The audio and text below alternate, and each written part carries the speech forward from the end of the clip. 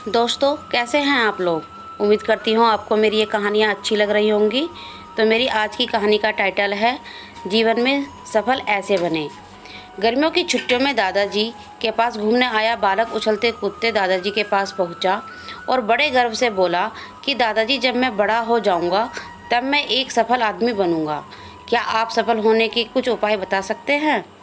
दादाजी ने हाँ में सर हिला दिया और बिना कुछ कहे लड़के का हाथ पकड़कर करीब की एक पौधशाला ले गए। वहाँ जाकर दादाजी ने 2 छोटे छोटे पौधे खरीदे और घर वापस आ गया।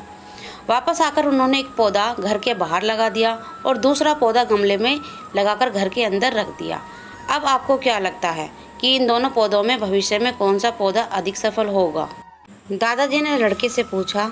लड़का कुछ समय तक सोचता रहा और फिर बोला, घर के अंदर वाला पौधा ज़्यादा सफल होगा क्योंकि वह हर एक खतरे से सुरक्षित है, जबकि बाहर वाले पौधे को तेज़ धूप, आंधी, पानी और जानवरों से भी खतरा है। दादाजी बोले कि अरे, पहले बाहर वाले पौधे का हाल तो देख लो। और ये कहते हुए दादाजी लड़के को बाहर ले गए। बाहर एक विशाल पेड़ गर्व से खड़ा था। उसकी शाखाएं दूर तक फैली हुई थी और उसकी छाँव में खड़े राहगीर आराम से बातें कर रहे थे। अब दादाजी ने पूछा, बताओ कौन सा पौधा ज़्यादा सफल हुआ। लड़का कुछ शर्माते हुए बोला, बाहर वाला। लेकिन ये कैसे संभव है, बाहर तो उसे न जाने कितने खतरों का सामना करना पड़ा होगा।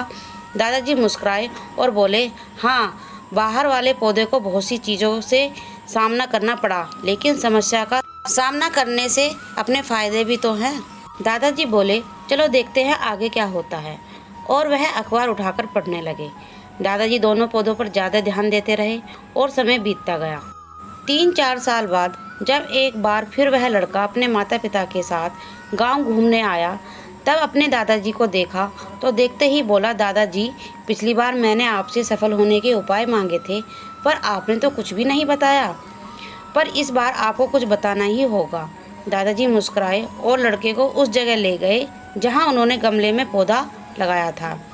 अब वह पौधा एक पेड़ बदल चुका था। लड़का बोला, देखो दादाजी, मैंने कहा था ना आपसे कि यह पौधा ज़्यादा सफल होगा।